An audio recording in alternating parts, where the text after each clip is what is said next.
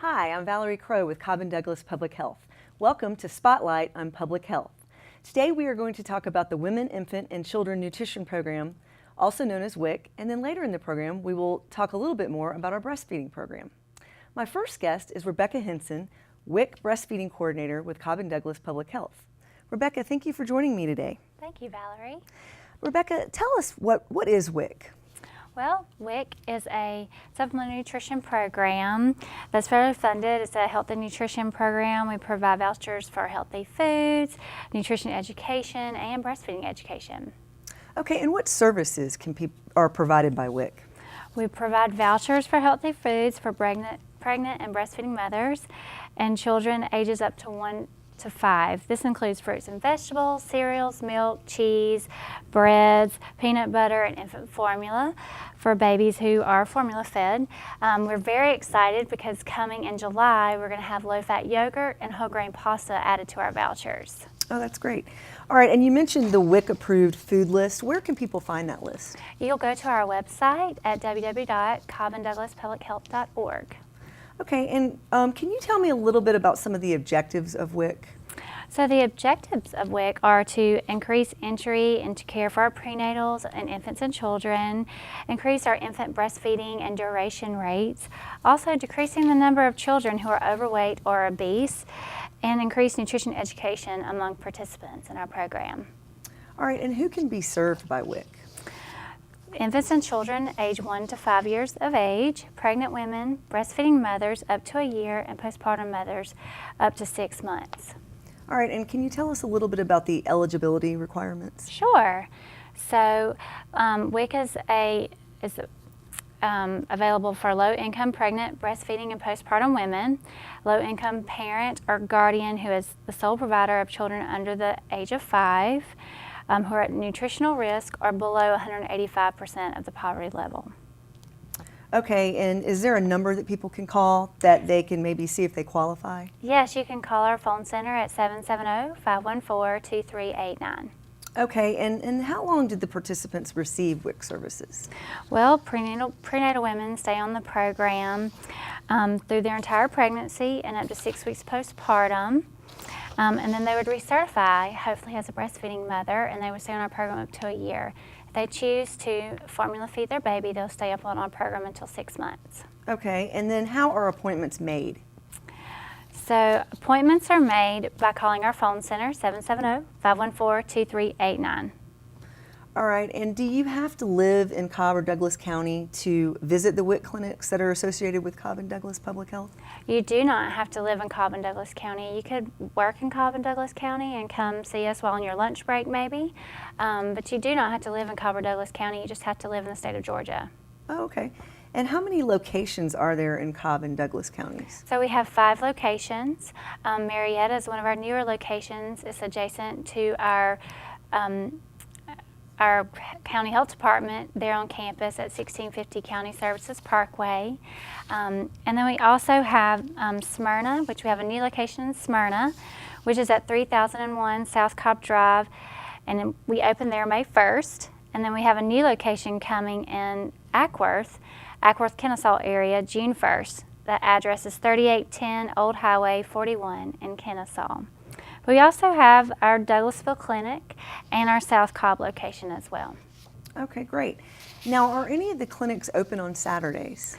Our Marietta Clinic is open on Saturday, third Saturday of the month from 8:30 to 3:30 p.m. Our next Saturday, we're going to have June 16th, July 21st, and August 18th coming up. Okay, great. And you mentioned earlier nutrition education classes. Can you tell me a little bit more about those? Yes. So nutrition education on healthy foods and lifestyle modifications for a healthy body, basic education about physical activity guidelines, substitutes for screen time, dental care, and also breastfeeding classes that explain the benefits of breastfeeding, risk of breast milk, substitute use, preparation for breastfeeding success, and latch. Okay, and you know, the WIC program seems to be centered around nutrition. Why is nutrition so important for children? So adequate nutrition is very important for the pregnant woman while she's developing her fetus. adequate folic acid, and that's one of the B vitamins that must be present for normal neurological development, which is offered in a lot of our cereals that we provide on the program. Also, children require a variety of nutrition-dense foods such as fresh fruits, vegetables, whole grains, meat, adequate calories to grow and properly develop. Also, calcium, and we offer milk in our program now. Yogurt is of particular importance for our children to promote bone growth, bone health. Also, a proper balance of nutrients in the formative period is critical and normal for brain development. Shortages of nutrients such as iron and iodine can impair cognitive and motor development. Rebecca, is there anything else that you would like to tell us today about WIC or the WIC program associated with Cobb and Douglas Public Health? Sure, Valerie. I forgot to mention that postpartum women also may continue on our program up to 6 months, breastfeeding women up to the year, infants may remain on the program up to their first birthday, and children can stay on the program up to 5 years of age if they're income eligible. So also I want to remind you too, they can call our phone center at 770-514-2389 to see if they're eligible for our program and make an appointment. Great. Well, Rebecca, thank you so much for joining me today to talk about WIC. I really appreciate it. Thank you. We're going to take a short break and we'll be right back. This is the story of a boy who didn't talk for a long time. The boy liked things to always be the same. Any changes would scare and upset him. The unknown was an unfriendly place. The boy was very sensitive to lights and sounds. So he built secret hiding places where they couldn't get in. The boy didn't like looking people in the eye. He wasn't trying to be mean, it just made him feel uncomfortable. Sometimes he would flap his arms again and again. One day, I found out I have something called autism. My family got me help. Slowly, I found my voice and learned all the ways I could live with it better. Early intervention can make a lifetime of difference. Learn the signs at autismspeaks.org. They'll test you. Try to break your will. But however loud the loudness gets, however many cheese puffs may fly, you're the driver, the one in control. Stand firm. Just wait. And move only when you hear the click that says they're buckled in for the drive. Never give up till they buckle up. Why is Connor having trouble focusing in school? Having trouble finding Connor's middle school? Would you like directions? No, why is Connor having trouble focusing in school? Finding lowest airfare to Istanbul. No, I'm tired of fighting with him over homework. Home, walk, restaurant. Need a review? No, I need help. He's very smart, but his mind wanders. He's disorganized. I think I understand. Oh, good. French fries. Finding best potatoes. No! Russet. Fingerling. Yukon Gold. Why don't you understand me? Sorry, I was trying to show how Connor feels every day. Frustrating, isn't it? Redirecting to understood.org. For the 1 in 5 kids with learning and attention issues, this is what life can feel like. Explore understood.org, a free online resource about learning and attention issues, designed to help your child thrive in school and in life. Understood.org, because understanding is everything. Welcome back to Spotlight on Public Health. My next guest is Sophie Theodore, breastfeeding coordinator with Cobb and Douglas Public Health. Sophie, thank you for joining me today. Thank you for having me. Great.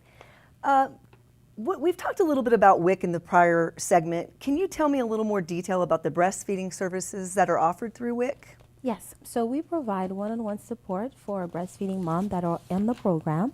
Also, we provide breastfeeding classes that is throughout our 5 clinics. They are monthly and weekly as well for all of our prenatal moms, and also have postpartum moms as well. We offer neonatal intensive care, which is our board certified lactation special consultant, which follow-ups after a mom is discharged from the hospital. We offer breast pump as well upon availability and based on mom's needs. Okay, and who can be served by the WIC breastfeeding program? Any moms that is on our WIC program that qualifies for the WIC program can be served by our peer counselors, and we offer one-on-one support for them as well. All right, and you mentioned breastfeeding classes. Can you tell me a little bit more? What do they entail? So our breastfeeding classes offer a lot of information about getting mom ready for their breastfeeding journey. Also, it helps them, we talk about a little bit more about the breastfeeding benefits that are involved when you are breastfeeding, and also about the risk that is with breast milk substitute. So it's a little bit more for a mom who really needs information, and it's really based on the mom's needs. Okay, and you mentioned the breast pump. Can you tell me a little bit more about that program? Yes, so our breast pump program is for all of our moms that are qualified for our WIC program, and we have a few different types of breast pump, depending on the mom's needs. If they need a hospital grade pump, a personal pump, or a hand pump, we offer those as well.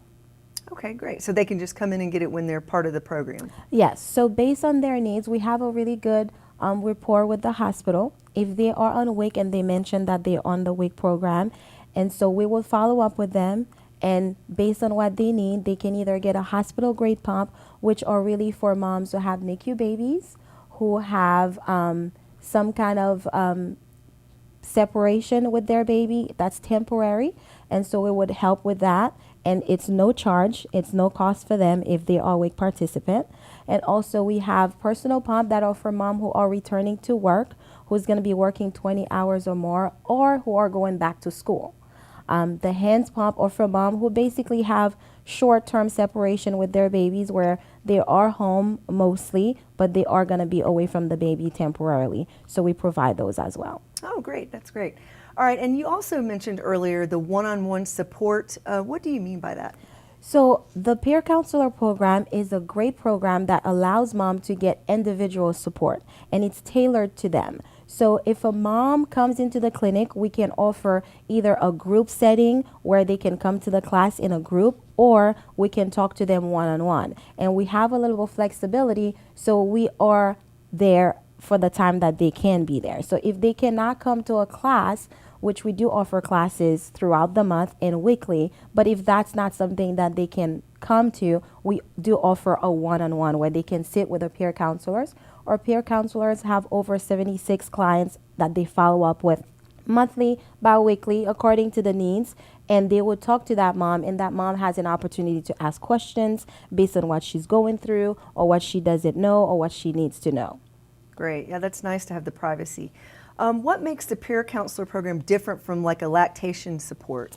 As I mentioned before, one of the great things about the peer counselors is that they have been through the WIC programs themselves, and they also are breastfeeding mothers. So they are going through, they have at least breastfed for 6 months, and through Cobb and Douglas Public Health, they have received additional support and education so they can be a good support to our moms. So they have been in the same shoes that our moms are in. They are WIC participant, and some of them have been WIC participant, so they understand really what a mom is going through. They are working moms. They have kids as well, so they know what it is to juggle working and going back to work and also being a WIC participant. So it's very much a peer support. That's great. Okay, and what's the best way for someone to get information on the breastfeeding services? The best way is to call our call center and ask for breastfeeding. Okay, and what is that number? It's 770-438-2389. Okay, great. And is there anything else that you want to mention about our breastfeeding services today? Yes, I would like to encourage all of our moms, if you are on WIC and you have not reached out to a peer counselor, it is really a good program, because we not only help you when you are pregnant, but throughout your breastfeeding journey. So as you are transferring from 6 months to a year where your kids is starting solid, you may have some questions. And those peer counselors are available outside of 8 to 5 hours, which makes it a little bit easier for a mom who's going back to work or school. And sometimes questions come up when nobody is open. Or WIC peer counselors have cell phones, which they can be text through, which they can be reached any time of day, 24 hours a day. And it's a really good way to get one-on-one support, especially if you don't have anyone that can support you through your family or friends. Great. Well, Stephanie, thank you so much for joining me today. I really appreciate it. Thank you for having me. For more details on today's topics or to learn more about Cobb and Douglas Public Health, visit our website at www.cobbanddouglaspublichealth.org. Thank you so much for joining us today. We'll see you next time.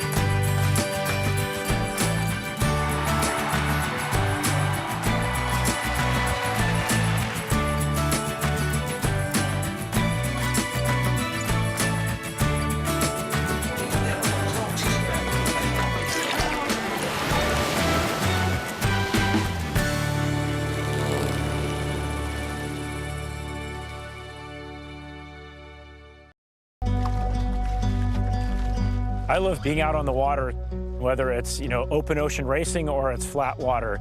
It's a huge amount of enjoyment for me. I like the competitive elements behind it, but also at the same time, it really allows me to reflect on some of the important things of life. It's amazing how, despite all I've been through, my life will always be defined by one moment, one event. Sure, competing in the 1996 Olympic Games in Atlanta was a defining moment for me.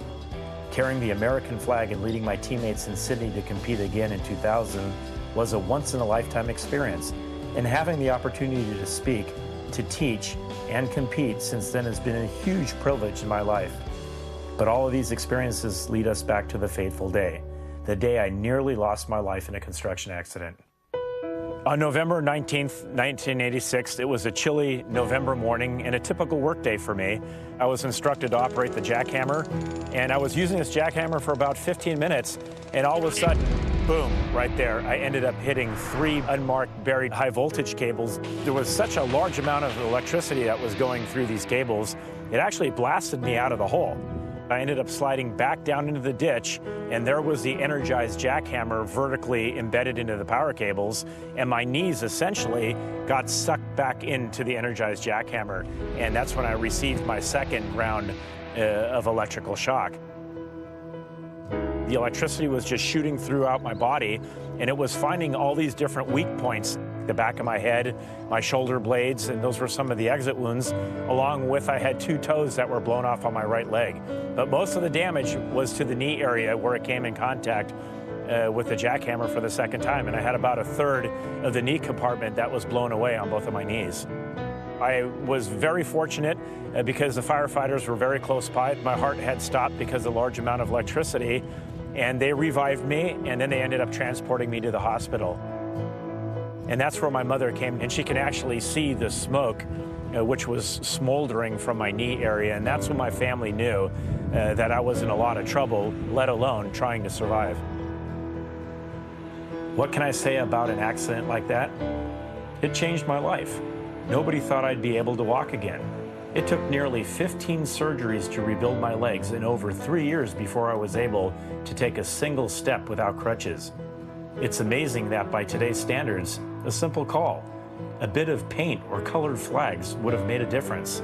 It would have made the difference between me leaving that site on November 19th, 1986 in an ambulance or on my own 2 feet. Over the past decades, our underground infrastructure has become increasingly complex and congested. As a result, it becomes a serious issue of safety every time we dig. From simple projects like planting a tree or installing a fence, to extensive excavation that involves entire sidewalks, city streets, or agriculture lands. It is important for anyone, for everyone, to call 811 before they dig. 811 is our national one-call number, connecting excavators with their local communications center wherever they are located. The communications center's job is to notify all facility operators with lines in the vicinity of your intended dig site so that they may respond and mark their lines.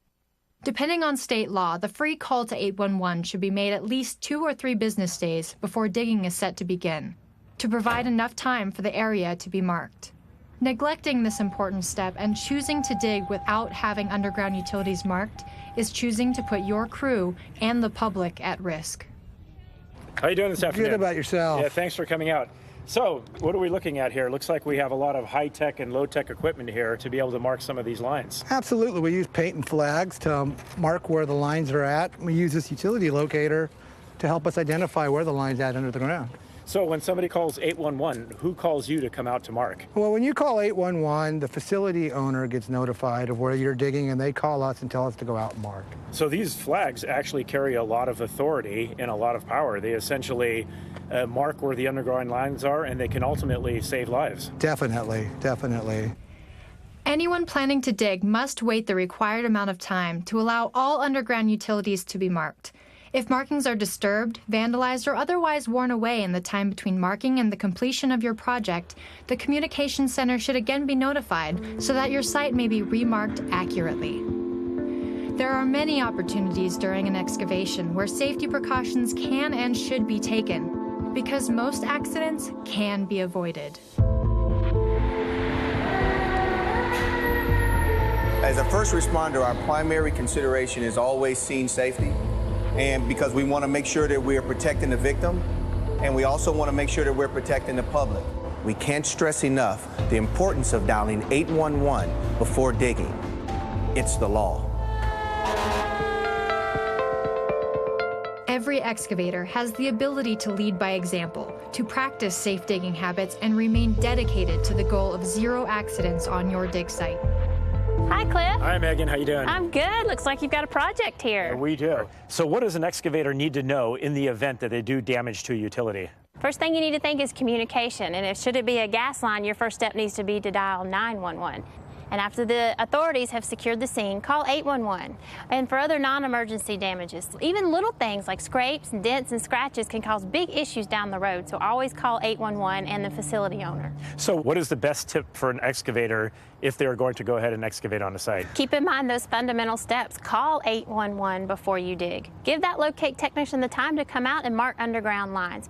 Then respect the flags and the marks on the ground. And when you do need to dig, if you need to come close to where those marks are within the tolerance zone, don't use mechanized equipment. Use hand tools. You've got to dig safely out there. Safety, that's the most important thing. And you know, it's not just the employee out on the job site, it's the loved ones at home. That's where it's affected mostly. 25 years ago, when I was involved in my accident, you could see the power of the utility. as it blew through my boot. So important to be able to go to work and come home in the same condition. Couldn't agree more. Safety needs to be our top priority. A handful of simple steps can help make your excavation site accident-free, protecting the public and your excavation crew from injuries and worse. Calling 811 or submitting an online locate request through your communication center's website is the first step. Waiting to have your site located and making sure the marks are intact and accurate before you dig comes next. And finally, digging carefully with respect for the marks and the underground utilities is critical. It doesn't matter what equipment you are digging with, be it a backhoe, horizontal directional drill, jackhammer, or even simply a hand shovel. Care must be taken, especially within the tolerance zone, because accidents can happen to anyone. We're never prepared for a traumatic experience. And I learned that, you know what? I can only be the best person that I can be. So I'm gonna have to put 100% energy into my rehab process. So each and every step was very difficult, but I had to learn and I had to believe.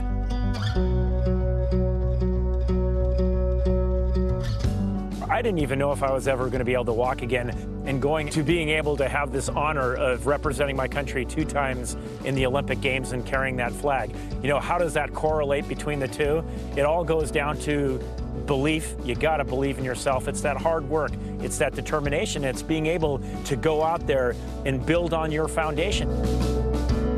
We've got to be able to set those goals, and going out there and being that best person that you can be.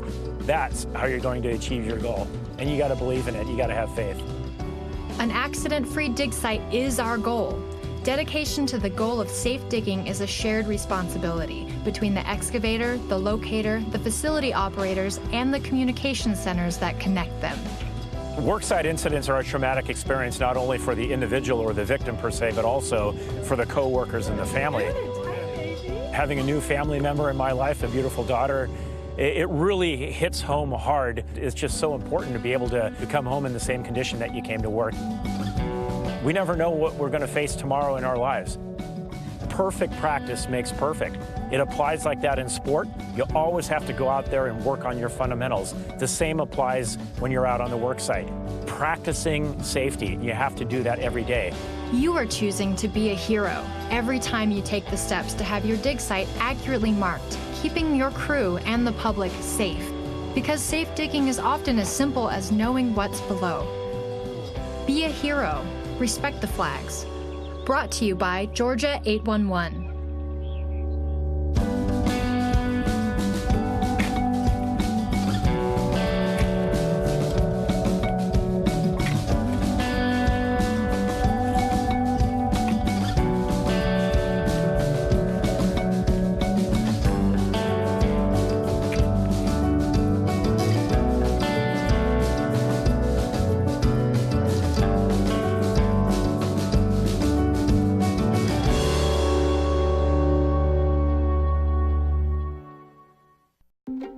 How long have we been married there?